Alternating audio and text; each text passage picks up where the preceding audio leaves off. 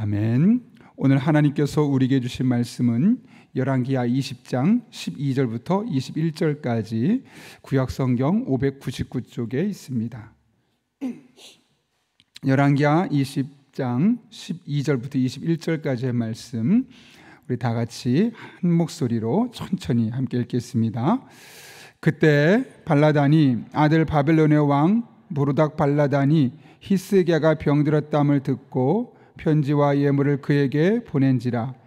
히스기야가 사자들의 말을 듣고 자기 보물구의 금은과 향품과 보배로운 기름과 그의 군기고와 창고의 모든 것을 다 사자들에게 보였는데 왕궁과 그의 나라 안에 있는 것이 모든 것 중에서 히스기야가 그에게 보이지 아니한 것이 없더라.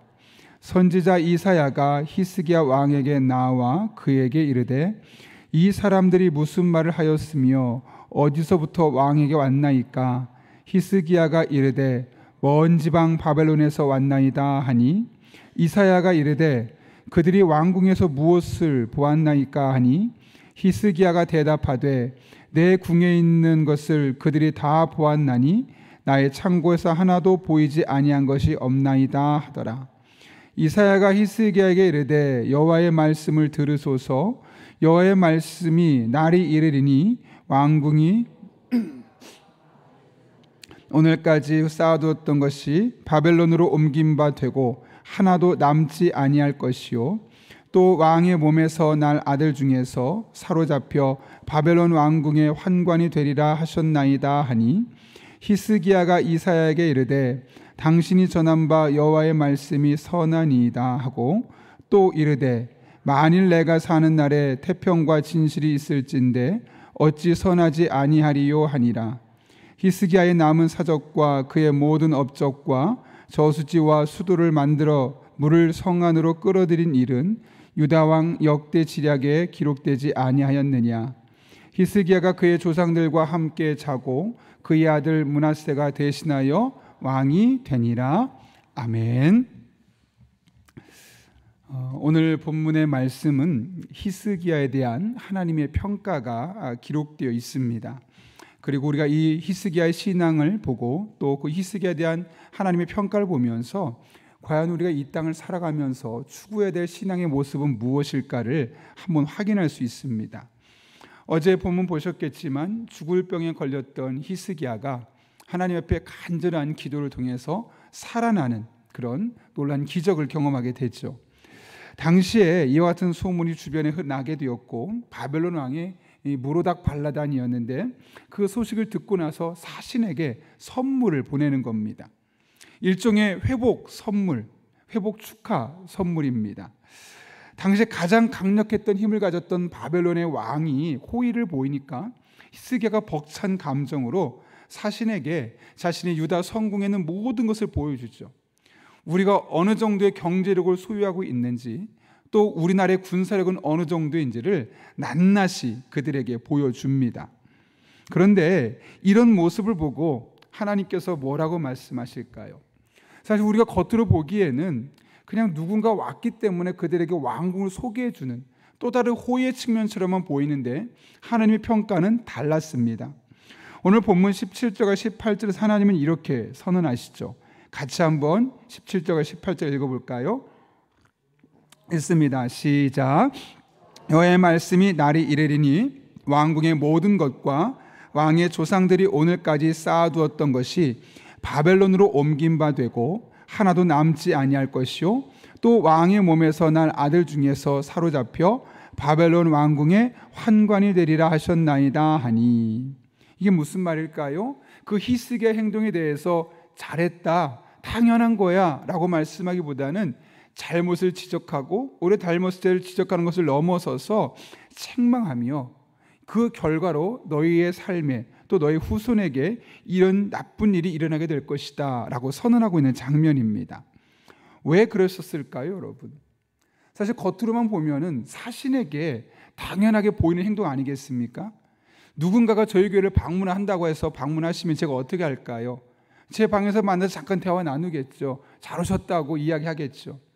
그리고 그분은 당연히 저희 교회를 궁금하실 테니까 제가 예배드리는 동선과 각각의 부서실을 보여주면서 이렇습니다.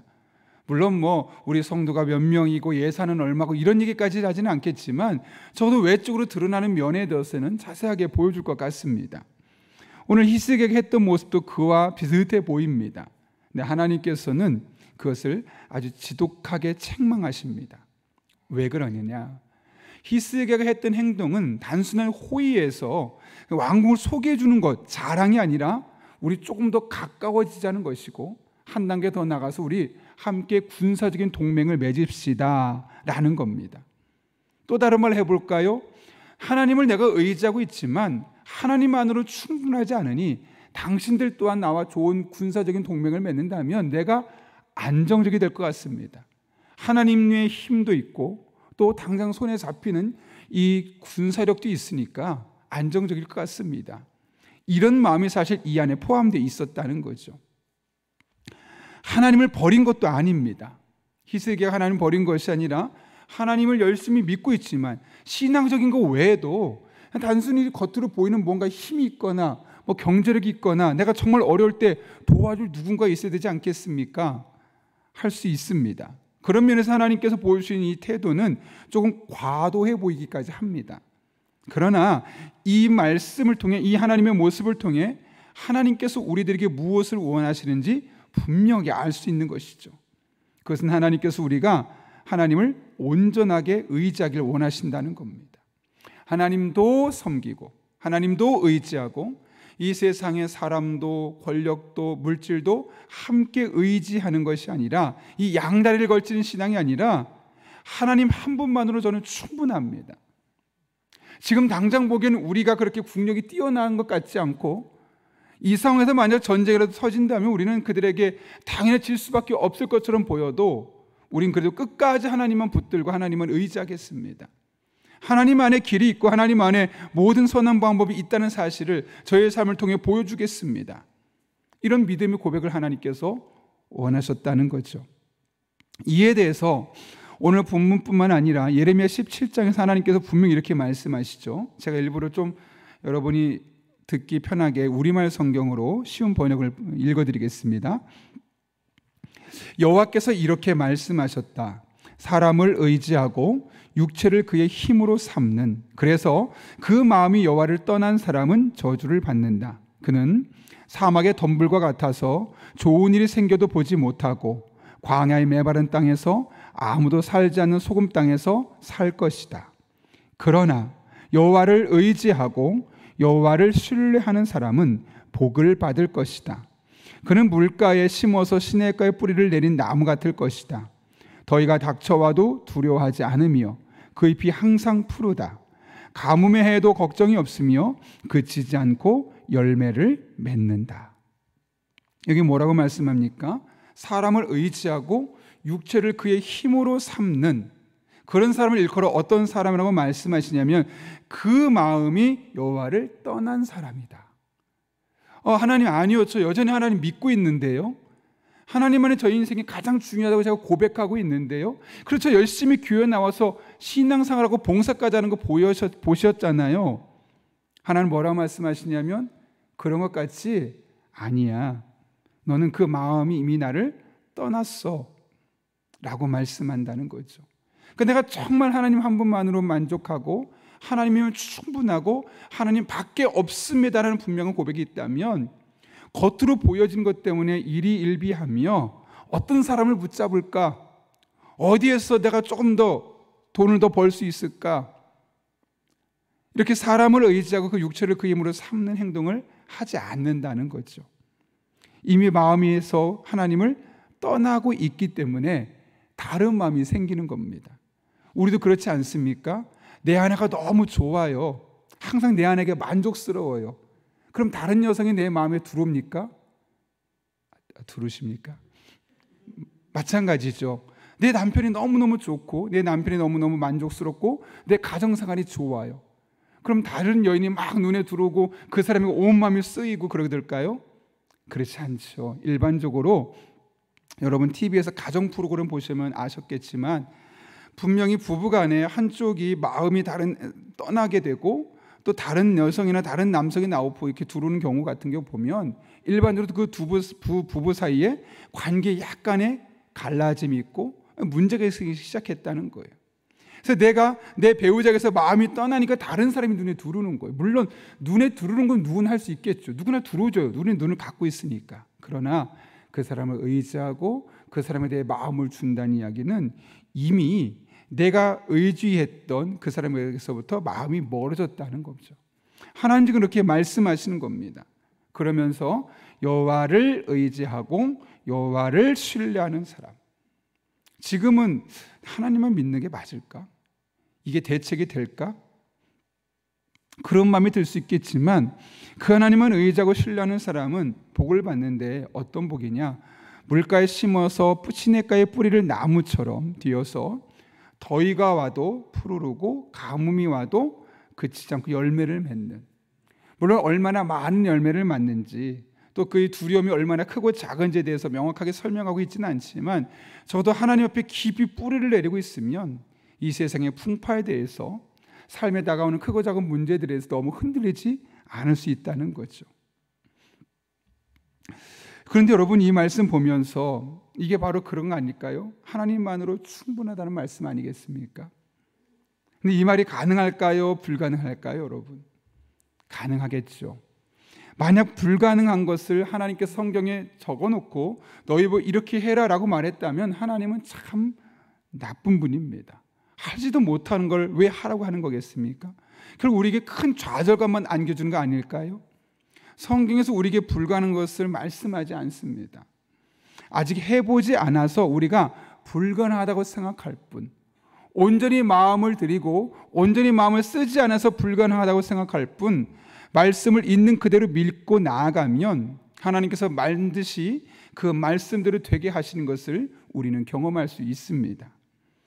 그런 맥락에서 제가 설교를 준비하다가 과거 정주영 회장이 했던 말이 생각이 났습니다. 어떤 일을 시켰는데 어렵습니다. 너무 조건이 안 좋습니다. 그냥 포기해야 될 것 같습니다. 그만둬야 되지 않을까요? 라고 말하면 무슨 말을 했다 그러죠? 아마 다 들어보셨을 겁니다. 이봐, 자네 해봤어? 해보지도 않고 어려울 것 같다는 거예요. 이건 누가 봐도 답이 안 나온다는 거예요.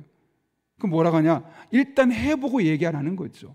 왜 그런 얘기를 할까요? 해보면 지금 당장 갖고 있던 해법은 아니라 다른 방법이 생각날 수도 있고, 또 해보면 얼마만큼 더 힘을 들이거나 얼마만큼 더 많은 사람을 동원해서 해야 될 일도 보일 수도 있고, 일단 해보는 것과 그렇지 않은 것 사이에는 많은 차이가 있는 것이죠. 그렇다면 하나님은 우리에게 뭐라고 말씀하실까요? 정말 이거 가능할까? 하나님만을 의지하고 살아간다는 것이 우리에게 가능할까? 정말 그분만 붙들면 내 인생의 삶이 어떤지와 상관없이 나는 평안하고, 내 삶에 무엇인지 정확하게 알 수는 없지만 하나님이 열매 맺는다 하셨으니 그 열매 맺는 삶으로 일생을 살아갈 수 있을까? 하나님 뭐라고 말씀하실까요? 여보게, 자네 해봤는가? 배목사, 자네 해봤어? 누구 장로, 누구 안수집사, 누구 권사, 혹은 누구 집사, 자네 해봤어? 왜 해보지도 않고 될까? 가능할까?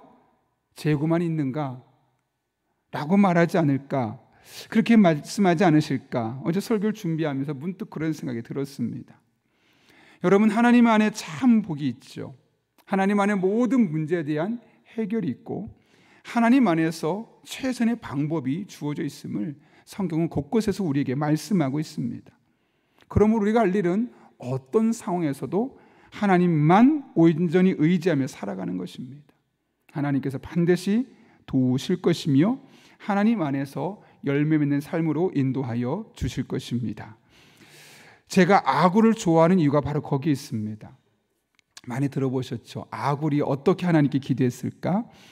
내가 두 가지 일을 주께 구하였사오니 내가 죽기 전에 내게 거절하지 마옵시옵소서. 곧 헛된 것과 거짓말을 내게서 멀리하옵시며 나를 가난하게도 마옵시고 부하게도 마옵시고 오직 필요한 양식으로 나를 먹이시옵소서. 혹 내가 배불러서 하나님을 모른다 여호와가 누구냐 할까 하오며 혹 내가 가난하여 도둑질하고 내 하나님의 이름을 욕되게 할까 두려워함이니이다. 아굴의 관심이 어디에 있었습니까? 얼마나 더 많은 돈을 내가 만질 수 있을까? 적어도 내 남은 한평생은 그래도 잘 먹고 잘 살고 그런 삶을 살았으면 좋겠다가 아니었습니다. 물론 그런 거에 대한 관심이 전혀 없었던 것은 아니죠. 그에게도 필요했기 때문에 하나님께 구했습니다. 그러나 그의 관심사는 오직 하나, 하나님만 바라볼 수 있게 해주시고 하나님만 의지할 수 있게 해달라는 겁니다. 만약 하나님만 바라보는데 내가 돈이 조금 많아서 문제가 된다면 하나님, 저 그만큼 돈 필요 없습니다. 하나님만 바라보고 싶은데 경제적으로 너무 힘들어서 하나님을 바라보는데 문제가 생길 것 같다면 하나님, 제게 좀 돈을 더 주십시오. 그래서 제 믿음이 흔들리지 않도록 하나님만 바라보고 하나님을 의지할 수 있도록 저에게 경제력도 주십시오. 그 정도로 기도도 했다는 거죠. 아마 하나님을 의지하는데 건강을 놓고도 마찬가지 아니었을까요? 너무너무 건강해서 교회에 나와서 하나님 앞에 섬기기보다는 등산 다니고 놀러 다니는 데 너무 바쁘다면 하나님, 저 그만한 건강 안 해도 상관없습니다 라고 기도했을 겁니다. 아니, 몸이 너무너무 아파서 더 잘 예배하고 싶은데 예배에 집중할 수 없고, 조금 더 기도하고 싶은데 기도할 수 없고, 조금 더 내가 하나님의 백성으로서 봉사하고 싶은데 봉사할 수 없을 만큼 몸이 약합니다. 하나님, 그러니 제가 정말 마음껏 하나님만 더 의지하고 신앙할 수 있도록 저에게 건강도 좀 주십시오. 그렇게 기도하지 않았을까요? 인간관계에 대해서도, 공부에 대해서도, 가정에 대해서도, 내 직장에 대해서도 하나님, 우리 가정이 너무 평안해서 나는 내 남편만 있으면 돼, 내 아내만 있으면 그냥 이대로 살아도 괜찮아 라는 마음이 든다면 약간의 갈등도 괜찮습니다. 내키지 않겠지만 반대로 하나님, 저 정말 하나님만 바라보고 의지하며 믿음 생활하고 싶은데 가정이 너무나 저를 힘들게 합니다. 이 가정을 안정시켜 주십시오. 그렇게 기도하지 않았을까요? 그러니까 그의 목적은 얼마나 내가 갖고 싶은 것을 원하느냐, 누리느냐가 하기보다는 하나님만 바라보고 하나님만 의지하고 하나님과의 온전한 관계를 위해서라면 부족한 것은 채워주시고 너무 많은 것은 과하지 않게 해주셔서 정말 하나님 안에 내 인생의 중심이 있게 해주십시오. 이렇게 기도가 있었던 아굴의 모습을 우리는 발견할 수 있는 거 아니겠습니까? 어쩌면 이 시대를 살아가고 있는 우리가 간구하고 우리가 본받을 영적인 모델이기도 합니다. 바라기는 저도 여러분도 하나님을 바라보고 하나님을 의지하고 하나님 안에 살아가는 삶이 우리의 삶의 가장 중심에 세워지는 그런 복된 삶이 될 수 있기를 바랍니다. 그렇게 하면 다른 것들은 하나님께서 그런 일이 가능하도록 부족하면 채워줄 것이고 넘치면 조절하여 주실 것입니다. 그런 은혜로 우리의 일상이 하나님 앞에 늘 만족스러운 영적인 일상이 될 수 있기를 예수님의 이름으로 축원합니다. 우리 함께 기도하겠습니다. 거룩하신 아버지 하나님, 히스기야가 하나님도 믿고 하나님도 의지할 뿐만 아니라 바벨론 왕도 의지하려 했을 때 그것이 겉으로 볼 때는 뭐가 문제일까라고 할 수 있지만 하나님 보시기에는 가장 심각한 영적인 도전이었고 이미 그 안에 하나님에게서부터 마음이 멀어졌음을 깨닫게 하신 것 진심으로 감사를 드립니다. 우리 삶에 하나님이 우리 가장 중심에 모셔지게 하여 주시옵고 하나님을 의지하고 바라보는데 문제가 된다면 부족한 것 채워주시고 넘치는 것은 조절하여 주셔서 일상이 하나님의 은혜를 고백하고 간증하는 복된 삶이 되게 하여 주옵소서. 함께 하실 줄로 믿사옵고 예수님의 이름으로 기도하옵나이다. 아멘. 우리 다 함께 주님께서 가르쳐준 기도 함께 하시겠습니다. 하늘에 계신 우리 아버지, 아버지의 이름을 거룩하게 하시며 아버지의 나라가 오게 하시며 아버지의 뜻이 하늘에서와 같이 땅에서도 이루어지게 하소서.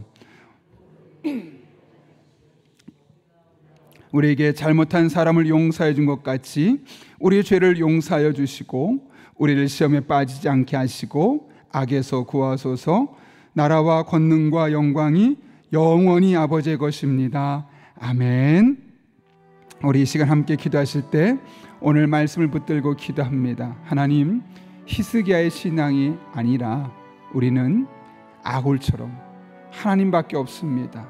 하나님 한 분만으로 만족하기를 원합니다. 그러하오니 넘치는 것은 조절하여 주시고 부족한 것은 채워주셔서 늘 하나님 앞에 만족하고 늘 기쁘고 은혜 안에 행복한 일상을 살아갈 수 있는 복된 삶이 되게 하여 주옵소서.